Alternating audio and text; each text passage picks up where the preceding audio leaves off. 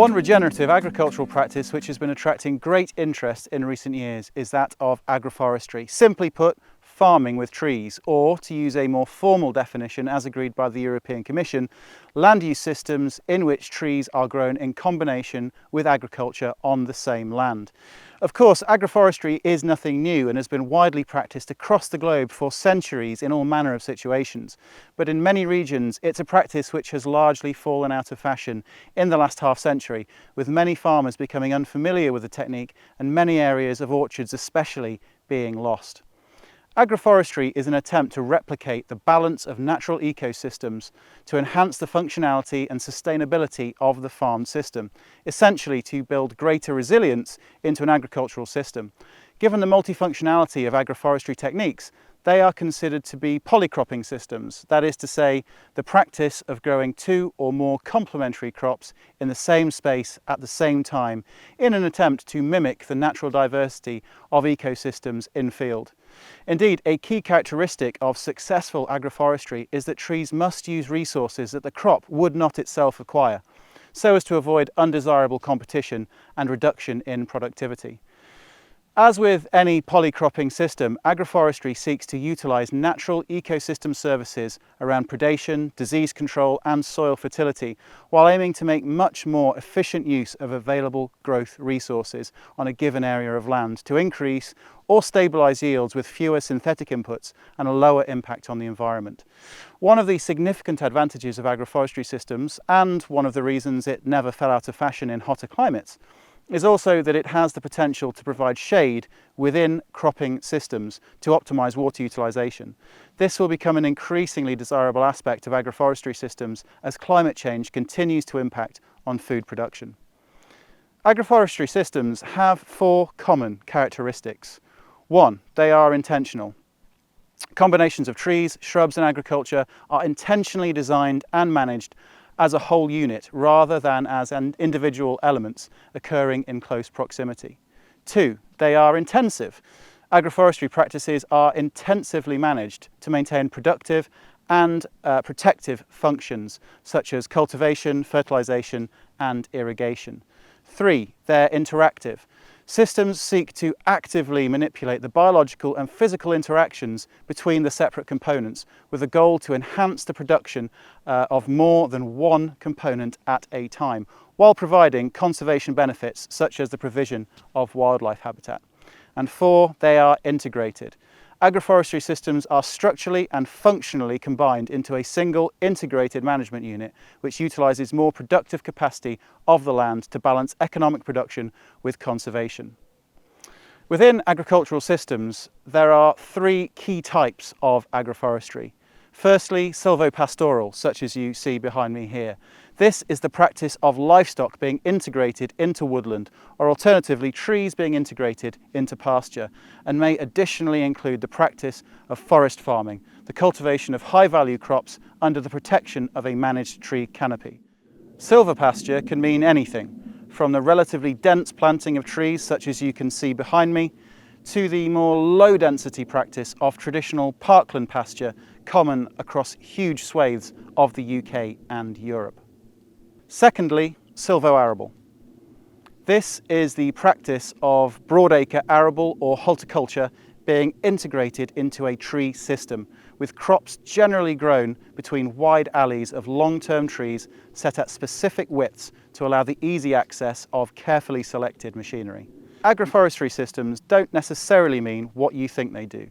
Hedgerows, shelter belts and riparian buffer strips are all also examples of agroforestry systems where the practice of deliberately integrating woody vegetation with crop and or animal systems lead to benefits from the resulting ecological and economic interactions, even if those trees and shrubs are located around the edges of fields. Within a regenerative agricultural system, agroforestry has the potential to tick all of the boxes of the five key principles. 1. Keeping the soil surface covered as much as possible. 2. Limiting the amounts of physical and chemical disturbance of the soil as much as possible. 3. Increasing biodiversity across the farmed landscape. 4. Maintaining living roots in the soil for as much of the year as possible. And 5. integrating organic manures and livestock within a grazed silvopastoral system. As such, and given the potential of agroforestry systems to lend additional income streams and resilience to farm businesses in the face of climate change, we're sure to see many more examples of this land use type across Europe in the coming decades. Here at the Allerton project, we have 2 agroforestry trials currently running. So in this field here, we've actually got a 5-hectare silvopastoral trial. It was begun about 5 years ago in combination with the Woodland Trust. And what we're trying to ascertain is which of a broad range of different tree densities is the optimum for a silvopastoral grazing system here in the UK. So we've got tree densities ranging from 100 trees per hectare, which is your typical agroforestry density, up to about 1,600 trees per hectare, which is more on the lines of commercial forestry. And what we're then doing within these range of tree densities is we're trying to ascertain where the sweet spot is between agricultural production and the other services which silvopastoral systems can provide within the farmed landscape. So we're going to be measuring grass growth, especially as the canopy starts to close over. We want to see what the differences are in grass growth between the different tree densities. We want to see what the differences in soil carbon levels within those different tree densities. We also want to measure things such as water infiltration, biodiversity and gaseous emissions coming from the soil itself. And when we put all of that together, we're hoping to see a really clear picture of what the optimum density of trees within a silvopastoral system here within the UK would be. Because of course within a silvopastoral system such as this, we're hoping to get those benefits around things like animal welfare, that you're going to be able to provide shelter to livestock, whether when it's really, really hot or whether it's really, really cold or wet or windy. So we're hoping to see those animal welfare benefits. But on top of that, of course, we're hoping to see an increase in biodiversity in this sort of system. And the key part of what we're trying to ascertain here is whether we're going to see a stacking of different land use types. So prior to the establishment of this trial, this 5-hectare field was purely a grazing field. So we grazed livestock on it, we grazed sheep on it. We could basically get a return of lambs, of lamb, and of course of wool. And occasionally we would take a cut of hay from this field.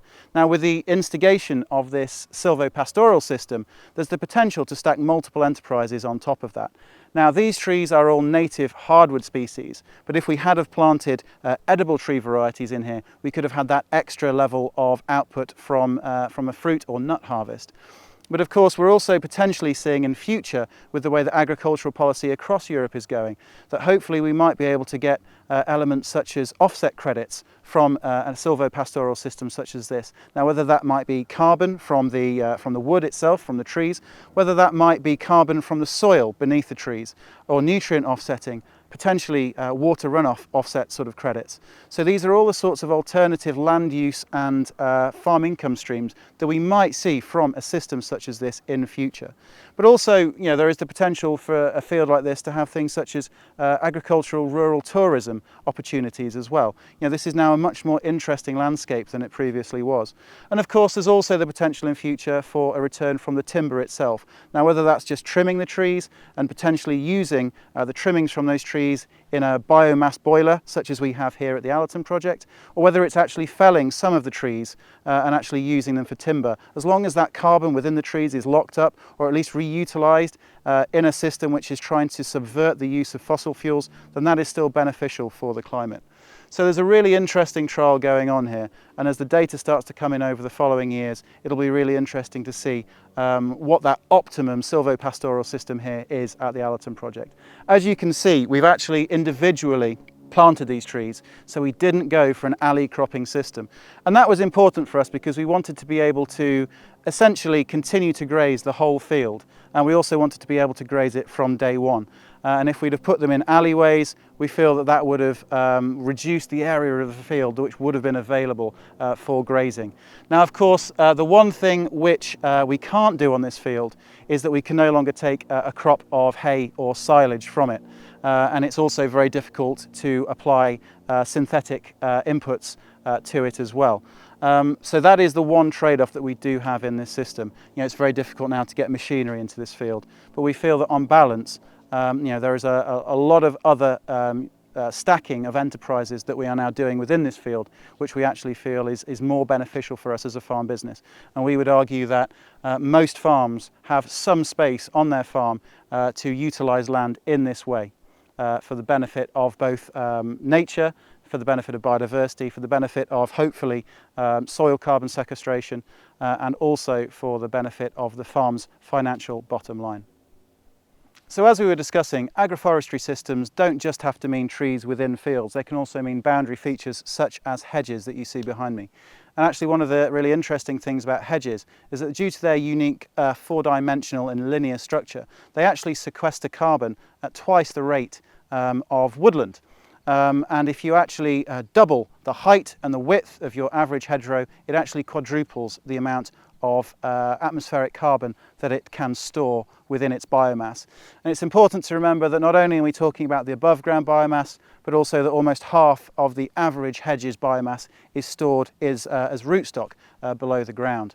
So these are really important features, both from a carbon sequestration point of view, which is of course really important going forward if we start talking about mitigating the worst elements of climate change, if we start talking about how farms can get towards a net zero position, how they can trade carbon credits in future.